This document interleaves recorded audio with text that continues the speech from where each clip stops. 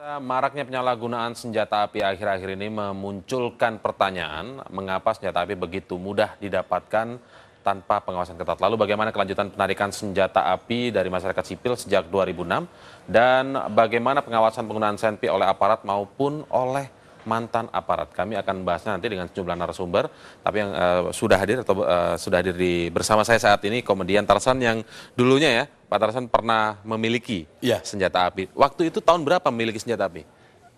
Tahun berapa ya? Sekitar 96, 97 kali. Oke, 96, Jadi waktu 97. itu perizinan itu masih lewat dari Bakorta Nasda, terus dari polisi gitu. Jadi TAP MPR nomor 6 tahun 2000 itu belum ada. Jadi itu belum ada pemisahan polisi TNI itu. Jadi izinnya masih dua-duanya masih diperbolehkan ya, satu sipil semuanya. Oh, enggak ada. Artinya begini. Jadi perizinan itu di samping dari kepolisian harus sepengetahuan dengan Bakorta Nasda. Sampai Bais apa itu yang bagian menseleksi itu. Tapi sekarang kan enggak setelah itu. Itu senjata apa yang dipunyai Pak Tarsan waktu itu? Ada Walter. Oke, itu peluru tajam. Peluru tajam ya. Oke, terus kemudian sekarang kan sejak 2006 sudah mulai ditarik gitu ya oleh Polri. Itu juga termasuk yang ditarik atau? Oh iya, saya sebelumnya udah ganti karet sudah. Saya nggak mau ambil risiko. Sebelum 2006 itu iya, ya? saya sudah. Itu saya kembalikan, saya ganti karet. Peluru karet maksudnya? Iya, pernah ganti gas, pernah karet. Aman untuk apa? Saya pikir itu ya. Sebenarnya untuk apa sih waktu itu punya senjata api? Iya, begini ya. Dulu pernah dengar kan, saya pernah dimuat di koran. Saya waktu itu di Cawang malam-malam ya. Ada orang pura-pura minta rokok. Begitu tahu saya, Tarsan pinjam koreknya dong. Saya nggak ngerokok korek kan. Wah, ini pasti duitnya nggak ada loh. Bilangin, duit nggak ada pistol ini. Saya belum punya apa-apa. Jadi untuk keamanan maksudnya seperti iya, itu? untuk keamanan. Waktu itu sampai dimuat di harian ibu kota ya. Jadi, wah, dia juga ketakutan juga sama saya. Akhirnya saya berpikir, saya kira perlu untuk pengamanan diri itu perlu senjata saya kira. Seberapa sulit waktu itu? Iya memang sulit. Untuk jadi persyaratan itu ada tes diadat apa baik dari kepolisian, terus setelah itu jabatannya apa. Kebetulan saya itu jabatan direktur keuangan di salah satu perusahaan. Oh, jadi memenuhi kategori untuk memiliki senjata api itu ya? Dari kantor saya itu dicek apa benar Tarsan itu direktur keuangan apa enggak di Priok sana. Datang ke sana intel dari Polda itu. Iya betul gini-gini. Wah, cek. Setelah itu tes di mana di kepolisian sampai di Bais yang di Kalibata itu ya kalau nggak salah. Iya di Kalibata itu terakhir ini tes nembak titis apa enggak. Begitu dor pertama tuh berarti ada tes psikologi juga waktu itu. Itu memang sesuai dengan undang-undang tentang kepemilikan senjata api. Memang salah satu kategorinya adalah salah satu direktur keuangan atau pejabat swasta begitu ya. Oke, nanti kita lanjutkan perbincangan ini. Sebelumnya saya ingin mengingatkan kepada pemirsa bahwa Anda bisa bergabung bersama kami melalui line telepon interaktif kami di 021 58 3022 untuk memberikan komentar ataupun opini Anda tentang permasalahan atau penyalahgunaan senjata api yang marak akhir-akhir ini. Saya kembali, kalau ke Pak Tarsan melihat akhir-akhir ini, ada banyak sekali penyalahgunaan senjata api baik oleh sipil, dengan gaya yang hanya sok gagah-gagahan, menodongkan pistol kepada orang yang lain, atau juga penyalahgunaan senjata api oleh aparat yang masih aktif misalnya dan juga purnawirawan. Anda melihatnya seperti apa, Pak Tarsan? Saya kira kembali ya aparat juga manusia. Jadi pengusaha juga manusia. Jadi semua pun pintu kriminal itu tidak menutup kemungkinan untuk yang TNI, yang Polri atau sipil.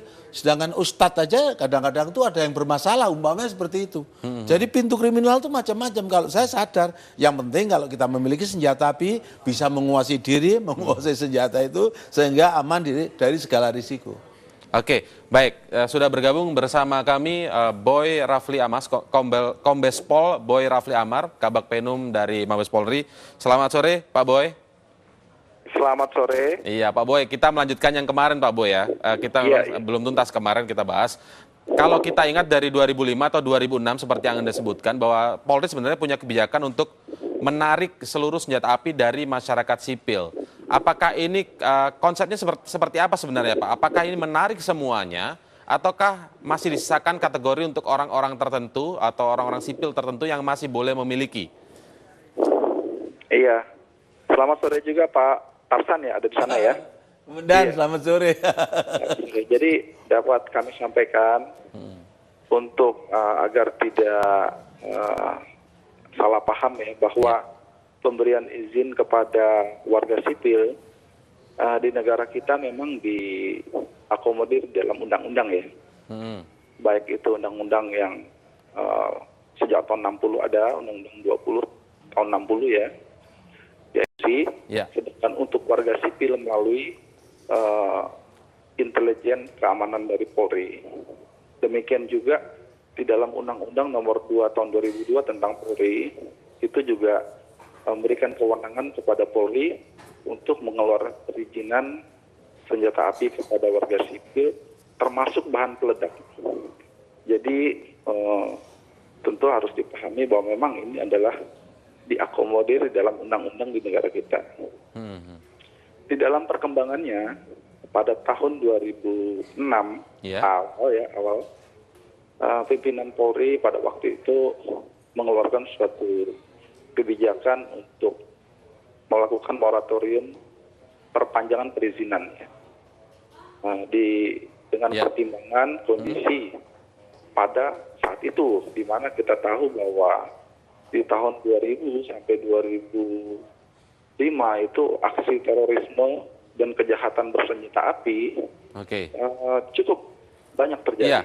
Dan itu juga kita saksikan bersama beberapa kasus-kasus. Pak Boy, kembali ke pertanyaan tadi Pak Boy, konsepnya seperti apa penarikan izin senjata api dari masyarakat sipil ini? Apakah menarik semuanya secara tuntas atau nanti ditarik dulu, kemudian akan dikaji ulang untuk memberikan izin lagi bagi orang-orang sipil tertentu? Iya, memang kepada mereka yang pertama memang perizinan itu tidak dilakukan perpanjangan, dan secara bertahap. Ini kan senjata yang diberikan ini sebelumnya secara sah dimiliki oleh mereka ya. Artinya melalui prosedur perizinan dengan syarat-syarat yang ketat yang juga tadi dialami oleh Pak Tarzan ya. Itu bertahap dari 2006 itu satu persatu semua digudangkan ya. Dan proses itu ya masih berlangsung sampai sekarang gitu. Jadi perpanjangan perizinan sekarang sudah tidak ada lagi atau masih ada Pak? Memang tidak ada perpanjangan lagi perizinan sementara ya. Ini kebijakan pimpinan Polri pada waktu itu yang masih berlaku sampai sekarang ini. Jadi semua ditarik ya, seharusnya tidak ada lagi senjata api yang digunakan oleh masyarakat sipil. Baik itu kategori misalnya pejabat swasta dengan jabatan-jabatan direktur, presdir atau preskom, komisaris dan lain-lain, itu sudah tidak ada lagi ya izin bagi mereka Pak ya? Tidak dilakukan perpanjangan dan tercatat itu terakhir sampai jumlah yang pernah dikeluarkan oleh Polri itu sampai 18.000 ya. Dan secara mayoritas semua pada umumnya sudah menggudangkan senjatanya. Sedangkan hal ihwal terjadinya peristiwa kejahatan dengan bersenjata api itu pada umumnya bukan senjata-senjata yang diberikan izin kepada warga sipil ini ya. Berarti beda. Maksudnya ilegal ya? Kalibernya itu 22 rata-rata dan gas, senjata gas.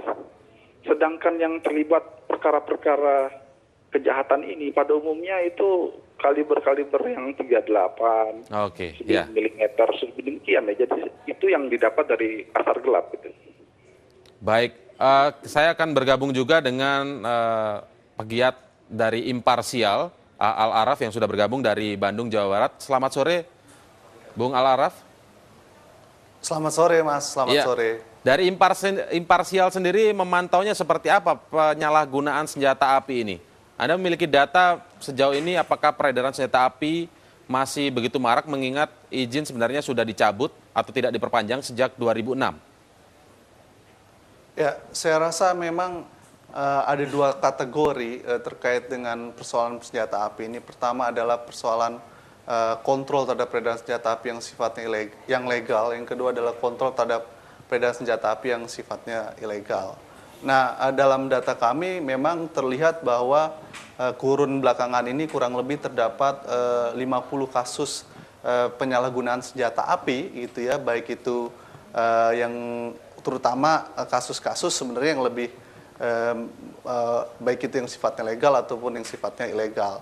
Meski dari data kepolisian sendiri kalau kita lihat sangat amat mengkhawatirkan gitu ya, bahwa kurang lebih terdapat tahun 2011 490 lebih kasus peredaran senjata api legal yang ditangani oleh kepolisian. Nah, itu pertama yang ingin saya sampaikan. Yang kedua adalah persoalan ini sesungguhnya terjadi disebabkan oleh banyak faktor gitu ya. Baik itu faktor lemahnya regulasi pengaturan tentang senjata api yang memang masih mengacu pada produk lama gitu era 1948 diikuti dengan undang-undang darurat dan pengaturan yang diikuti dengan peraturan Kapolri beberapa waktu ini. Nah, ini statusnya masih sangat lemah sehingga membuka ruang kemudian terjadinya penyalahgunaan senjata api. Meski banyak faktor-faktor lain yang menyebabkan terjadinya penyalahgunaan senjata api itu. Menurut Tapi Anda, belakangan ini, ya, menurut Anda haruskah direvisi undang-undang tentang izin kepemilikan senjata api itu yang nomor 8 tahun 48 itu, Bung Al-Araf? ya saya rasa harus. Kita harus membuat satu undang-undang baru yang mengatur tentang kontrol terhadap peredaran senjata api dan juga bahan peledak gitu ya. Dan di dalam program legislasi nasional parlemen dan pemerintah tahun 2009 dan 2014, RU tentang kontrol terhadap peredaran senjata api dan bahan peledak menjadi bagian dari prioritas yang akan dibahas di parlemen. Namun di tahun ini sepertinya belum menjadi bagian prioritas untuk dibahas. Nah, menurut saya kalau kita melihat kejahatan-kejahatan yang terjadi belakangan ini, sebagaimana terjadi di Bandung gitu, kita lihat terjadi 3 kasus penyalahgunaan senjata api, khususnya yang penggunaan yang sifat ilegal, itu sesungguhnya menunjukkan bahwa kondisi peredaran senjata api ini dan penyalahgunaannya sudah dalam tahap yang mengkhawatirkan, sehingga menjadi penting buat parlemen dan pemerintah untuk segera mungkin membuat regulasi politik selevel undang-undang terkait dengan kontrol peredaran senjata api. Baik, nanti kita akan lanjutkan lagi perbincangan ini. Sekali lagi kami ingatkan kepada Anda pemirsa untuk bisa bergabung bersama kami dalam perbincangan kali ini melalui line telepon yang telah kami sediakan di 021 583 1022. Kami akan segera kembali saat lagi.